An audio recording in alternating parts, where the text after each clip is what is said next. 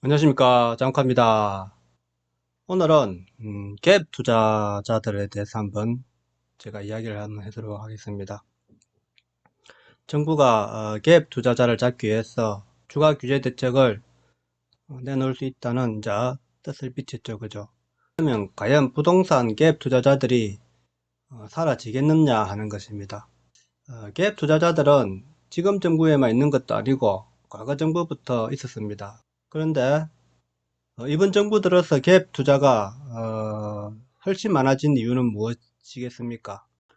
훨씬 많아진 이유는 정부가 갭 투자를 어디에 하면 된다는 방향을 제시해 준 거죠. 과거에는 규제가 없을 때는 과연 저쪽에 어디에 투자해 가지고 가격을 띄우려면 상당히 힘이 듭니다. 그래서 실패할 수도 있고 성공할 수도 있는데, 지금 정부는 갭 투자를 여기 하면 된다, 여기 하면 된다는 식으로 계속해서 길을 안내해 주는 역할을 하고 있습니다. 그러니까 부동산 갭 투자가 이렇게 늘 수밖에 없는 거죠. 그러니까 규제로서 우리가 부동산을 잡는다는 것은 정말 어렵습니다. 그러니까 규제로서 그 끝이 어디로 가냐면은 국가에서 이제 공유제로, 국토 공유제로 갈 수밖에 없는 거죠. 그렇게 가지 않는 한 이 갭 투자는 막을 수가 없다는 겁니다. 제가 과거 사례를 하나 보면은, 제가 한 5년 전인가요? 5년 전부터, 그 전부터 제가 이제 부동산을, 상업 부동산을 저는 이제 관심이 있어가지고 상업 부동산을 많이 사러 다녔습니다. 그래서 한 번은 좀 싸게 낸 물건이 있다는 부동산 게시판을 보고 전화를 걸었더니만은 오라는 거라요. 오라고 하더라고요. 그래서 찾아갔습니다. 찾아가니까, 자, 내가 이제 이런 상업 물건을 이제 문의하러 왔다 하니까 상업 물건에 대해서는 크게 이야기를 하지 않고 자꾸 갭 투자에 대해서 저한테 이제 이야기를 하는 거란 말입니다. 하더라고요. 그래서 지금 순천에 우리가 아파트가 있는데, 우리가 여기에 집중적으로 투자해 갖고 가격 올려서 우리가 팔고 놓을 거다.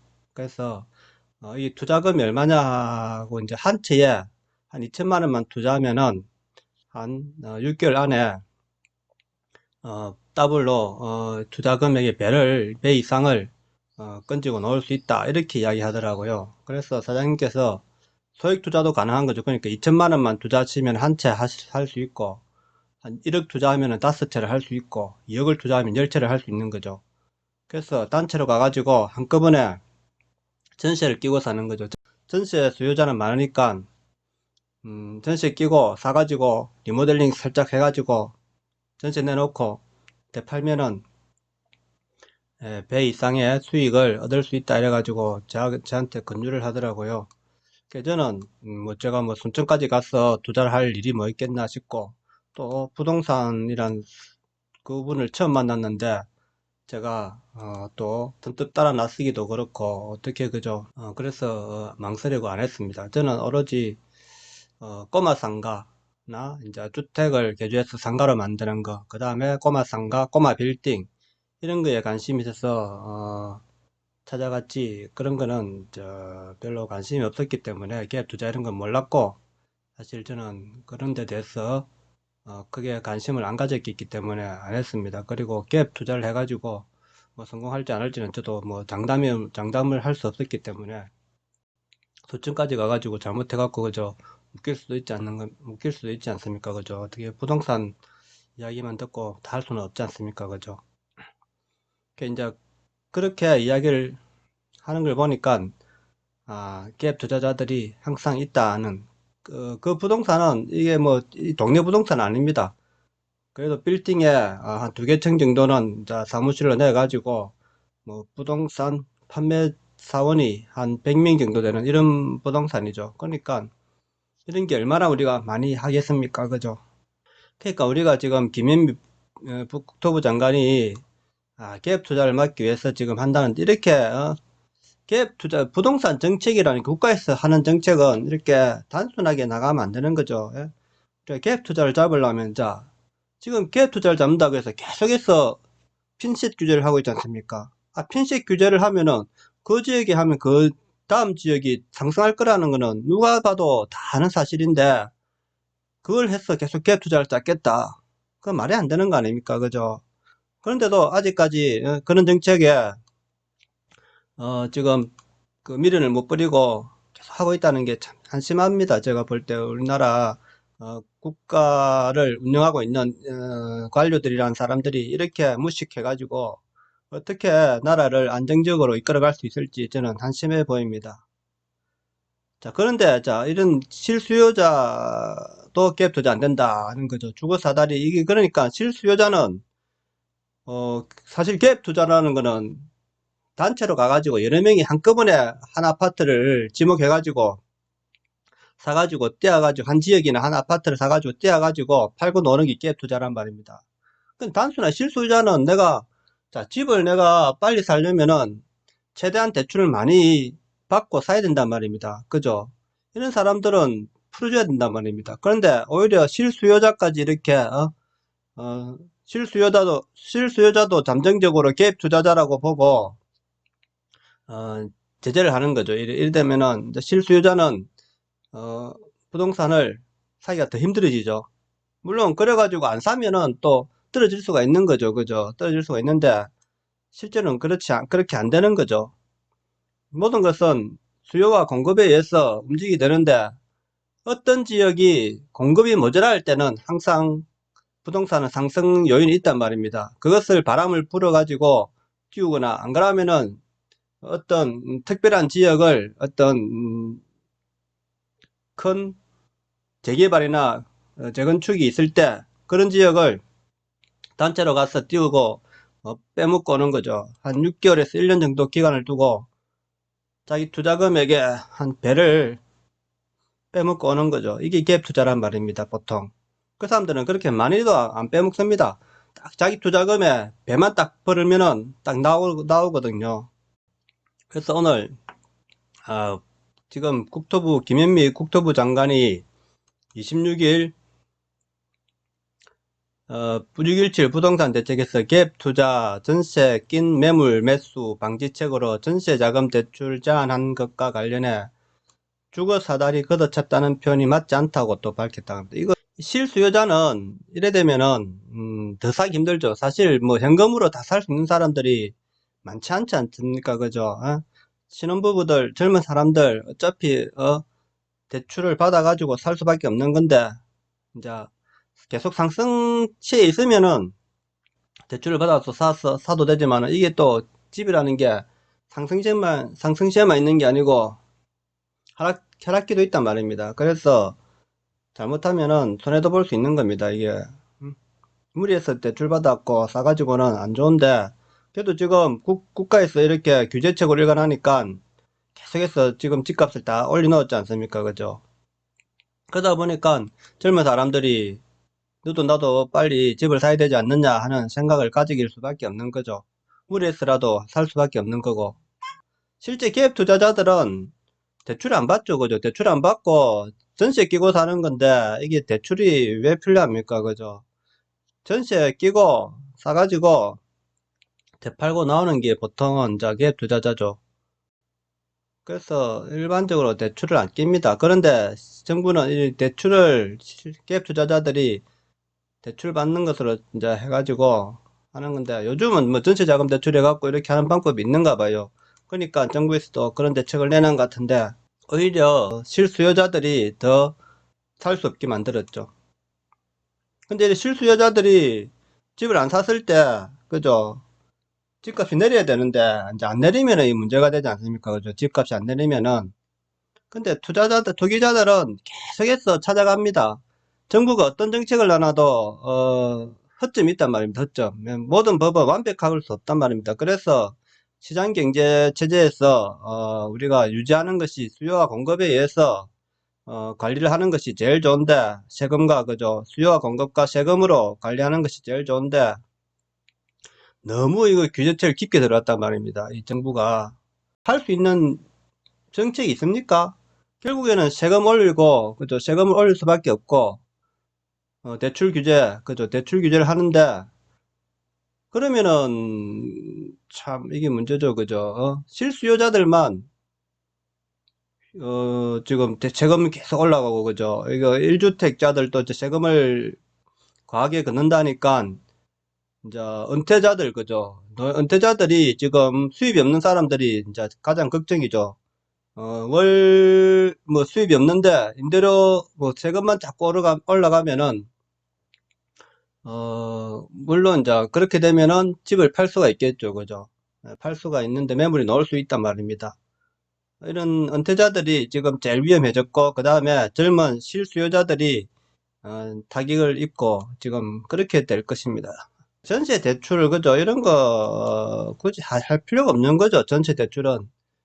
전세 대출을 가 있으니까 젊은 사람들 그런 이제 투기 세력들이 더 많아질 수도 있는 거죠. 그죠? 왜 전세 대출을 해줍니까? 전세 대출은 전세는 자기가 적은 돈으로 이 집을 그 대출을 해주니까 다시 집값이 올라가는 이제 영향을 만드는, 이 모든 것은 정책을 잘못 쓰면은 항상 집값이 상승하게 만드는 겁니다. 이런 정책들이 모든 것이 그렇지 않습니까? 그죠? 전세 대출을 이제 정부에서 많이 해주니까 사게 이제 대출금을 이자를 사게 해줄 거 아닙니까? 그죠? 그러면은 전세금을 올려도 들어온단 말입니다. 그죠? 이게 우리가 보통은 어 젊은 부부들이 한 50만 원, 이 월세가 한 50만 원 정도, 그 이자나 대출 이자나 월세가 50만 원 이상 올라가면 사실 좀 위험한단 말입니다. 그래서 50만 원 이상은 잘 보통 안 한단 말입니다. 근데 전세 대출을 뭐 2억에 저리로 2%로 해주면은, 그죠?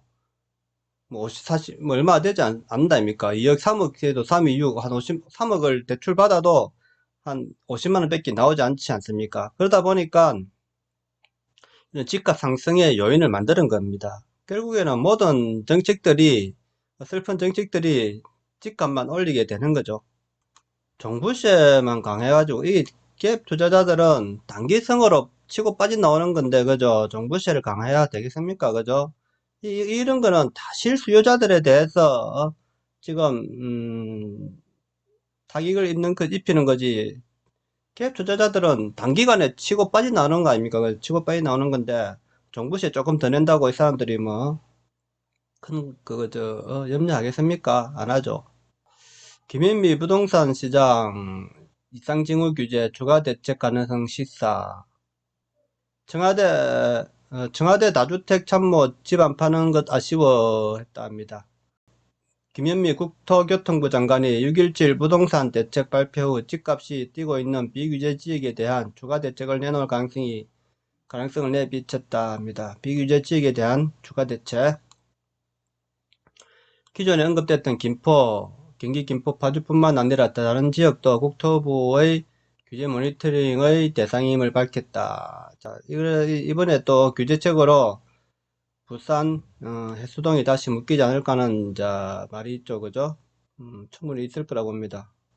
집을 두 채 이상 보유하지 말라는 정부 정책 기조와 달리 청와대 다주택자 참모들이 집을 팔지 않고 있다는 지적에 대해서 그는 집을 팔면 좋았을 텐데 저도 아쉽다 하면서 집을 여러 채 가지고 있는 게 부담이 된다고 생각할 만큼 조세 제도 등이 뒷받침돼야 한다. 집을 그저 두 채 이상 보유하지 않으면 전부 한 채만 가지고 있으면 그러면 세입자는 누가 그거 관리합니까? 세입자는 없어지는 거 아닙니까? 그래 되면은 집이라는 거는 어느 정도 투자를 해서 제가 자기들이 월세를 받아 물을 수 있는 노후생활 안정 대책으로 풀어줘야 된다고 생각합니다. 예? 그 풀어주면은 이렇게까지 과다하게 상승이 안 될 건데 자꾸 규제책을 하니까 이제 투기꾼들이 더 이제 살판난 거죠. 지금 규제책이 오히려 투기꾼들을 부추겼다고 저는 생각합니다. 투기 세력들을 뻔히 보이지 않습니까? 그죠? 내가 어디 투자하면 어느 만큼 벌겠다는 게 대충 그림이 보이니까 퍼뜩 이제 계속 치고 빠지고 한단 말입니다. 세금은 많이 걷히겠죠. 그러니까 이렇게 자꾸 규제책을 편식 규제를 하면은 세금은 계속 많이 걷힐 거 아닙니까? 그죠? 거래가 많이 되니까. 그죠? 거래가 많이 되면은 정부는 세금이 많이 나오니까 자꾸 이런 식으로 편식 규제가 오히려 과도한 세금을 많이 걷기 위한 정책이 아닌가 하는 의심을 하는 거죠. 이래 되니까 사람들이. 근데 세금을 그죠? 이렇게 과하게 걷으면은 기존에 그죠? 일반 서민들이 이제 힘들어지는 거죠. 일반 이제 은퇴자들하고 그런 사람들이 이제 힘들어지는 거죠. 우리나라는 그 전체 시장을 없애야 됩니다. 전체 시장. 전체 시장을 없애면은, 자, 자기가 그저 수입의 몇 프로 정도는 이제 월세 시장으로 가야 된다고 이제 젊은, 하게 해야죠. 그죠? 전세가 있으니까 전세를, 사실 전세는 사게 주는 거 아닙니까? 내가 집을 사게 주는 거 아닙니까? 그러니까 이 집값이 어느 정도 올라야 된다는 이제 그런 심리가 있어야 되는 건데, 만약에 집값이 오르지 않는다 하면은 전세를 안 놓죠. 그죠? 월세를 놓죠. 월세를. 월 수입을 만들잖아요. 그죠? 그러니까 우리나라 전세 제도가 양면의 이제 칼이란 말입니다. 좋은 면도 있지만은 집값 상승을 부추기는 이제 요인이 되는 거죠.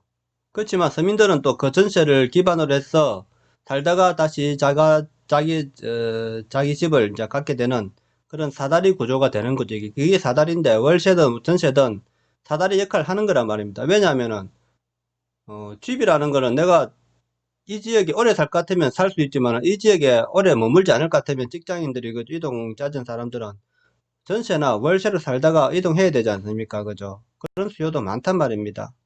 그렇기 때문에 집을 자꾸 1가구 1주택 정책으로만 자꾸 밀어붙이면 안 된다 생각합니다, 저는. 이런 규제책이 오히려 수도권 집값을 올리고 지방 집값을 낮췄다는 거죠, 제가 볼 때는. 모든 규제는 핵심 지역이 오릅니다, 핵심. 부자 지역이 더 오르게 돼 있죠, 그죠, 규제책이라는 거는. 왜냐하면은 규제를 자꾸 하면 할수록 서민들의 사다리는 걷어차이고 서민들이 투자할 지역이 어려워지고 세금은 늘어나니까 또 서민들이 투자하기 힘들고, 그러나 현금 부자들은 지금 저금리에 그죠, 어느 정도만 수익이 나면은 되는 거 아닙니까? 어차피 상가도 우리가 4%에서 지금 3%만 나와도 되는 거 아닙니까? 3% 수익만 돼도 된단 말입니다. 그런데 부동산 이렇게 단기간에 뭐 10%, 20%, 30%, 어떨 때는 100% 이렇게 챙길 수 있으니까 투기꾼들이 없어질래야 없어질 수가 없는 겁니다. 이런 투기꾼들은. 사실 이런 투기 세력들을 건절할 수 없는 거 아닙니까? 그죠? 개인 간에, 개인으로 이름을 다 거래하기 때문에. 그러다가 이제 법인들 만들어 줘가지고, 그죠? 법인으로 하다가 이제 법인 자 세금 올리니까 이제 다시 이제 개인으로 해서 하겠죠. 그죠? 그러니까 국토부의 정책이 오락가락했단 말입니다. 자, 다 이제 빠져나갈 구멍 다 만들어 놓고 계속해서 규제책을 한다고 하니까 이것도 안 되고 저것도 안 된 거죠. 그렇다고 해서 지금 나라 전체를 그죠? 국가에서 허락하는 국가 토지 허가제를 할 수 있는 것도 아니지 않습니까? 모르겠습니다. 이 정부에서는 지금 그렇게라도 갈 수 있겠죠. 자, 가능하면. 안 되면은 그죠? 이렇게 해가 못 잡으면은 그렇게까지 갈 마음도 있는 것 같아요. 그죠? 하지만 그렇게 가서는 안 되겠죠. 예, 오늘 방송 여기까지 하겠습니다. 내용이 좋았다면 구독과 좋아요 부탁드립니다. 감사합니다.